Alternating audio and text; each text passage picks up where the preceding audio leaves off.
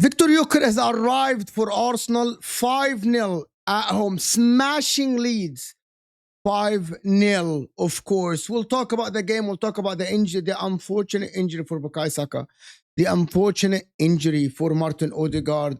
Arsenal win, but at what cost? But we'll talk about the alternatives and what can Arsenal do. They got a tough run in the coming games. We'll talk about it, but let's just talk about the win today. Before we go on and talk about that, this is Footy Judge Mo, guys. If you are here for the first time, make sure to subscribe to the channel and like the video. Underneath the video, it looks like thumbs up. It helps the channel. We're on the way to 50,000 subscribers. With your help, we can absolutely get there. You let me know in the comment section as well what you guys think. Are you worried about Bukayo Saka? Are you worried about the team without Saka? With a day that started pretty well, of course, with the arrival of Eze. I'm going to start here with the arrival of Eze, who was released by Arsenal. He couldn't believe himself joining in the stadium when he was introduced to the fans. I can't wait to watch him play football. I'm a big fan of Eze, but there is an unfortunate stuff that happened. But let me just first talk about Victor Gyökeres. The first goal he scored, he wanted that goal. And him receiving the ball in the channel on the left side and dribbling inside and finishing in the near post is just nothing short of a brilliance from the striker of Arsenal. The new, of course, striker for Arsenal that Arsenal have been waiting for forever. Mikel Arteta. And I'm just going to talk about the tactics of Mikel Arteta, which saw us watching the game. It is a little bit different than what we have watched before.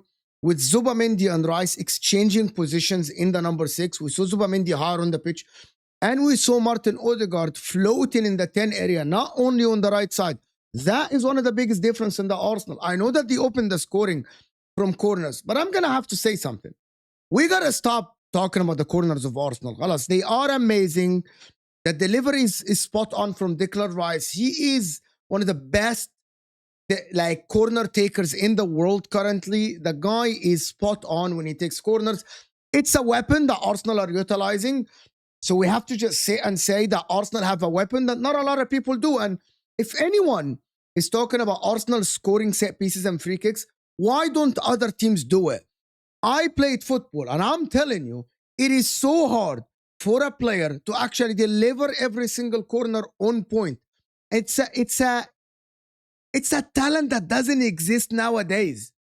It's a talent that used to be with the Pirlos back in the days, with the Juninho's back in the days. This is the talent of Declan Rice that is so underrated that people don't talk about it often.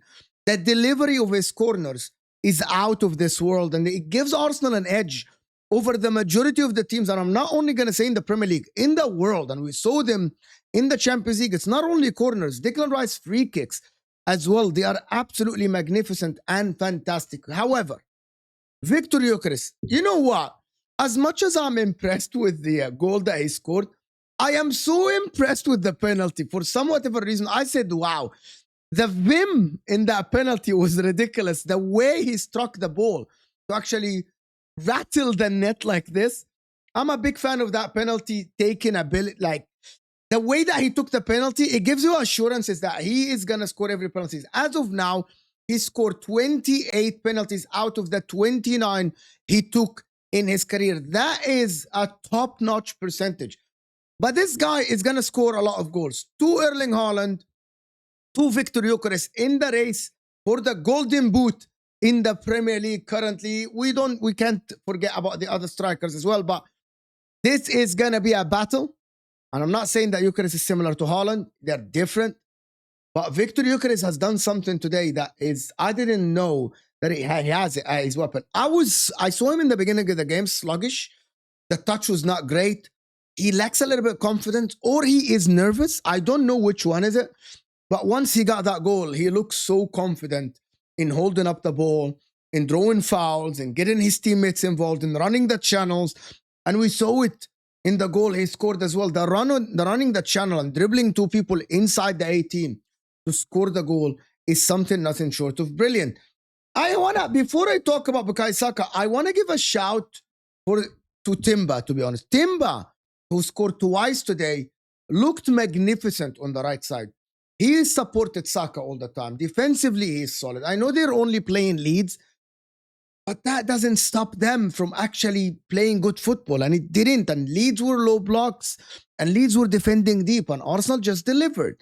So to me, I'm looking at this and I'm thinking Jordan Timber is an absolutely one of the best right backs in the league currently. I'm a big fan of him. I'm a big fan of how he plays the game, the strength, the physicality, the support going forward. He's absolutely fantastic. And I'm going to have an unpopular opinion for a lot of people, to be honest with you guys. A lot of people didn't like Madueke's game and they are making fun of him. I like Madueke. I think he's a good player. He just needed the right environment. And Chelsea were not the right environment for him. And I believe that he at Arsenal is going to have good games. I know that the arrival of Eze will take a lot from his minutes. But remember, Saka got injured. Unfortunately, we'll talk about the injury. We'll talk about how long it will be and all the stuff that is related to that injury. Also, Martin Odegaard. But I liked his game. He was direct. He delivered a couple of good crosses. He delivered a couple of good balls. And he played a couple of good passes to Calafiori in the 18. That Madueke Calafiori mix looked good. That combination looked good for me on that left side. And Calafiori, oh boy, Calafiori, what a player. What a player. For everyone that slagged him off and said he's not a good player. What a football player. On the ball, he's so confident. It is unfreaking believable. Like him as a left back. I like Maislo Skelly. But oh boy, for Calafiori and the ball control and going forward and the runs, he is absolutely amazing. And I know that Madueke might not be the starter for Arsenal, but I like him. And I think he's going to be a success. I know that I criticized that signing before. And a lot of people will say, Mo, you're flip-flopping. No, I didn't. I always liked him. I don't think he's a starter. Currently, he's not a starter for a title-winning team. And Arsenal overpaid for him. They could have gotten him cheaper than this. But khalas, Arsenal paid the money and he's there. So we got to just analyze the performances as is. They paid 48 million for him. That is a lot of money for someone that was out of favor at Chelsea lately, especially with Estevao arriving. But I liked his game. I like his directness. I think he's better than Martinelli. I think he's going to offer more than Martinelli and Trossard on that left side if he plays.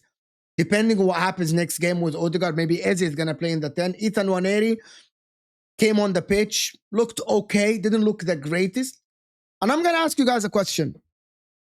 Before we talk about the Bukayo Saka, and it's related to what happened for Bukayo Saka, to be honest. So Bukayo Saka had pulled his hamstring. It is very obvious. Probably he's going to be out for about at least 3 to 4 weeks. This is very unfortunate. Arsenal cannot get any more bad luck. Havertz is out. Odegaard, probably something happened to his shoulder. Bukayo Saka's injured. That is a three that Arteta relied on for a while. Arsenal are very unlucky, to be honest, with this injury. I don't know what happened to him, but he made a long run, Bukayo Saka, and he pulled his hamstring. Probably, I hope it's not a tear. I hope it's just a grade 1, which is he can recover and come back without a surgery or without a long spell on the sideline. But what would Arsenal do is what I'm asking you. Would you start Madueke on the right, Martinelli on the left, and play Eze in the 10? Or would you play Nwaneri and play Eze on the left and Madueke on the right side? Or would you play Trossard?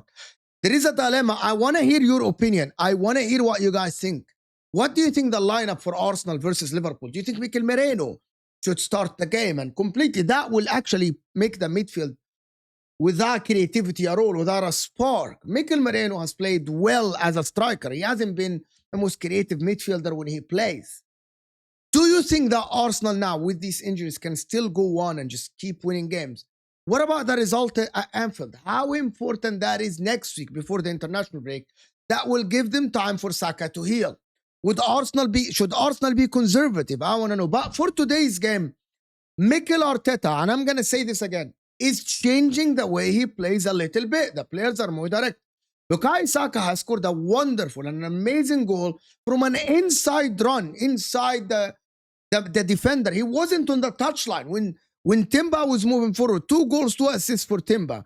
And that pass from Timber behind the defense for Bukayo Saka and the finish with the right foot was nothing short of a brilliant finish with the right foot. The goalkeeper didn't even see it from Bukayo Saka. Didn't even see where the ball was. He didn't have time to react at all. You guys let me know because I'm a little bit confused and I'm going to keep thinking about it for the next week. How should Arsenal start against Liverpool? Conservative, or would you go with Eze in the 10 or Nwaneri, or would you play Moreno? But the other thing I want to say about Arsenal that people are not going to talk about, 2 games, 2 clean sheets. David Raya came clutch. He saved 1 header in the first half that was a certain goal. His reaction was magnificent.